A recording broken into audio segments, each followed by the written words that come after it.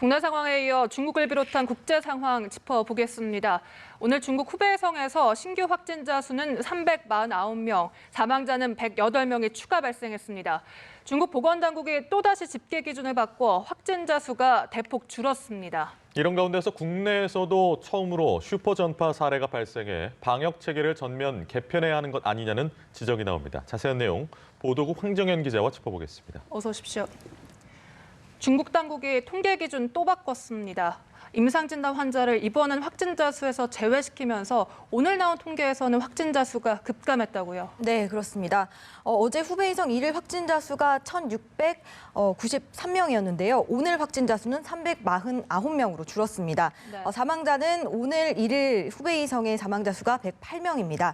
후베이성 1일 확진자 수를 토대로 중국 내 전체 확진자 수를 추정해보면 확진자는 7만 4,500명을 넘고 사망자는 2,100명을 넘어설 것으로 추정되고 있습니다. 네, 저는 처음에 이제 수치가 확 줄어들어서 좋은 소식이다라고 생각을 했는데 이렇게 또 분류 기준을 바꾼 이유가 뭐라고 보면 될까요? 일단 중국 국가건강위생위는 어제 발표한 코로나19 치료 방안 제6판에서 환자 분류 기준을 다시 변경하겠다고 밝혔는데요.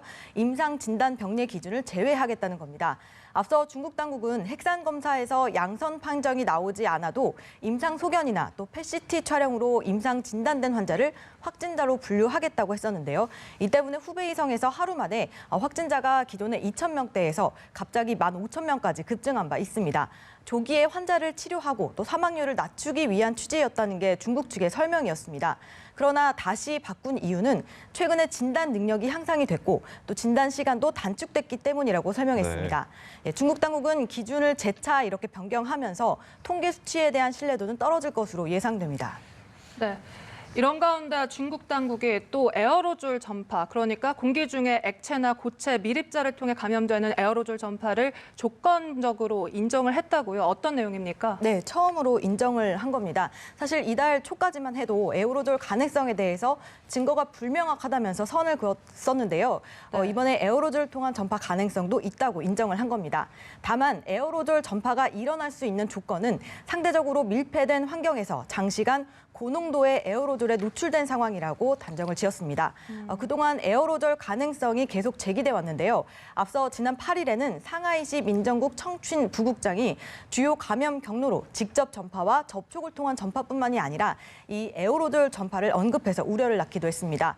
또 중국 호흡기 질병의 최고 권위자죠. 중난산 중국 공정원 원사 역시 홍콩 사례를 언급하면서 하수도가 새로운 전염원이 될 수 있다고 지적을 했는데요. 이 홍콩 사례라는 거는 홍콩의 한 아파트에서 코로나19 확진자 배설물에서 나온 바이러스가 환풍기를 통해서 다른 층 화장실로 퍼졌을 가능성이 제기됐었는데요. 이 때문에 지난 11일에 주민 100여 명이 대피하는 소동이 빚어지기도 했던 사건입니다. 일단은 모든 가능성을 열어두고 철저하게 방역을 하는 게 좋을 것 같다는 생각이 들고요. 중국 다음으로 상황이 심각한 일본으로 좀 넘어가 보면 확진자가 700명을 넘어섰다고요? 네, 그렇습니다. 총 확진자가 705명으로 증가를 했는데요. 어제 다이아몬드 프린세스호에서 79명이 추가돼서 이 크루즈선에서만 621명으로 늘어났습니다. 현재 3,700여 명 중에 3,011명이 검사를 받았는데 검사자 가운데 무려 20.6%가 확진된 겁니다. 일본 각지에서도 어제 하루에만 한 10명 정도 확진자가 늘었는데요. 우한에서 전세기로 귀국한 50대 남성, 그리고 일본의 첫 사망자가 입원했던 병원에서 80대 남성 2명이 또 확진 판정을 받았습니다. 또 오키나와 현에서는 60대 택시기사가 확진을 받았고 이 밖에도 홋카이도와 도쿄도, 나고야에서 추가됐습니다. 이로써 말씀드린 대로 일본 내 총 감염자는 705명으로 증가한 상황입니다. 네, 이 가운데 크루즈선 감염자가 600여 명입니다. 그런데 어제부터 이제 하선이 시작됐는데 이 하선된 사람들이 곧바로 집에 돌아갔다고요. 보통 2주 동안 격리를 시켜야 되지 않습니까? 네, 그런 우려가 계속해서 나오고 있는 상황입니다. 그런데 일본 후생성은 음성 판정을 받아서 하선하는 사람들의 경우 대중교통을 이용해서 귀가하는 등 일상생활에 복귀해도 문제가 없다는 입장이었습니다. 네. 추가 격리 조치를 취하지 않겠다는 건데요. 어제 한 500명 정도가 하선을 했는데 대다수가 일본 국적의 고령자였습니다. 일본 당국은 지난 5일 처음 확진자가 나온 이후부터 14일 격리 기간이 해제가 됐기 때문에 이렇게 해도 된다고 판단을 했던 겁니다. 즉 5일 이후에 감염된 사람이 있을 가능성도 배제할 수 없는 상황인데 이 가능성에 대해서는 일단 일축을 한 것으로 보여지고요. 예. 실제로 그런데 다른 나라에서는 이런 가능성 때문에 크루즈선에서 데려간 자국민들을 2주간 격리를 시키고 있습니다. 뭐 미국뿐만이 아니라 우리나라도 마찬가지고요. 그렇죠. 앞으로 호주와 대만에서도 2주간 격리할 방침이라고 밝혔습니다. 한동안 이와 관련해서 우려가 꾸준히 좀 제기될 것 같다는 생각이 드는데 이러한 우려를 또 뒷받침하는 근거들이 여러 증언을 통해서 나오고 있다면서요? 네, 그렇습니다.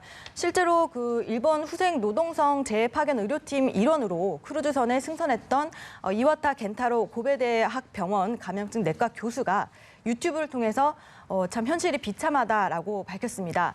이 위험한 지역인 레드존 그리고 그렇지 않은 지역인 그린존으로 구별을 해서 바이러스로부터 사람들을 지키는 것이 세계의 이 바이러스 세계의 철칙인데 예. 이런 게 전혀 지켜지지 않았다는 겁니다.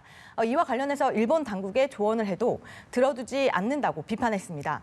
관련해서 또 다른 교수 역시 네. 크루즈선 탑승자에 대한 선내 조치는 뭐 적절했을지 모르겠지만 선내 감염 예방 대책에는 좀 불충분했다고 지적을 했는데요.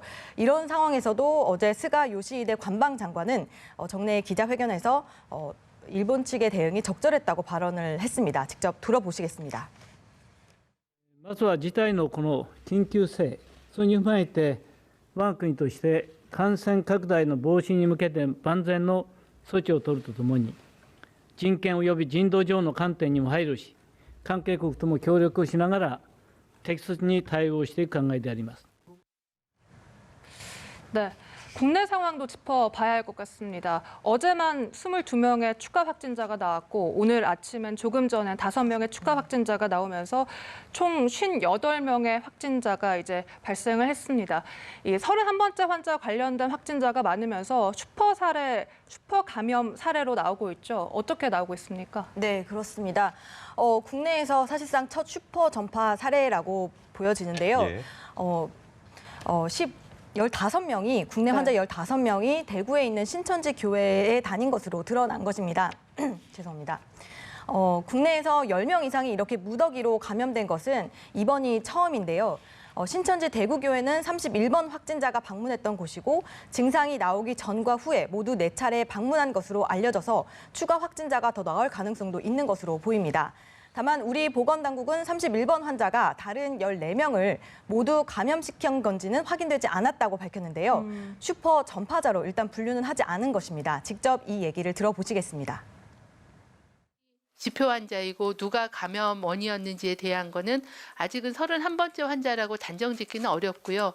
좀 더 광범위한 조사를 진행을 해서 네, 이런 사례는 싱가포르에서도 발생을 했었는데요. 현재 싱가포르의 전체 확진자 81명 가운데 21명이 교회와 연관된 것으로 전해졌습니다. 전체 확진자의 거의 4분의 1 수준인데요.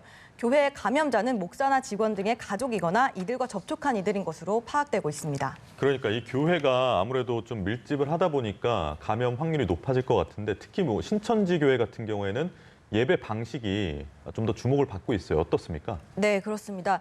신천지 대구교회 예배 특유의 행태가 감염증 확산과 관련이 있지 않냐 이런 증언이 나오고 있는 겁니다.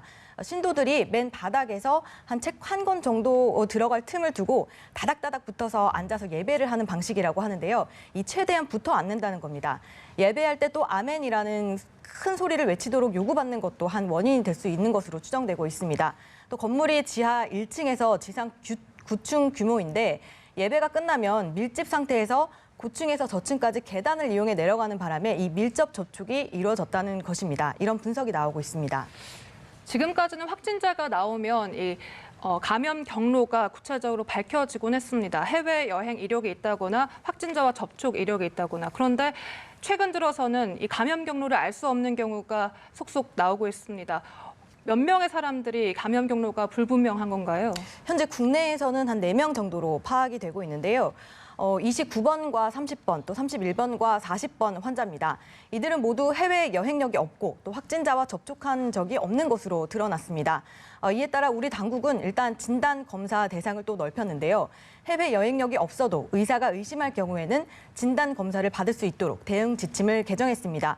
기존에도 이 지침은 가능했는데 좀 더 구체화해서 지역사회 감염을 적극 확인하고 조치하겠다는 그런 취지입니다. 현재 국내에서는 어제와 오늘 총 27명이 추가가 되면서 총 58명으로 확진자는 계속 늘어났는데요. 이 추세는 계속 이어질 것으로 전망이 되고 있습니다. 네, 알겠습니다. 오늘도 코로나19 관련 세계와 국내 현황들 황정현 기자와 짚어봤습니다. 고맙습니다. 고맙습니다.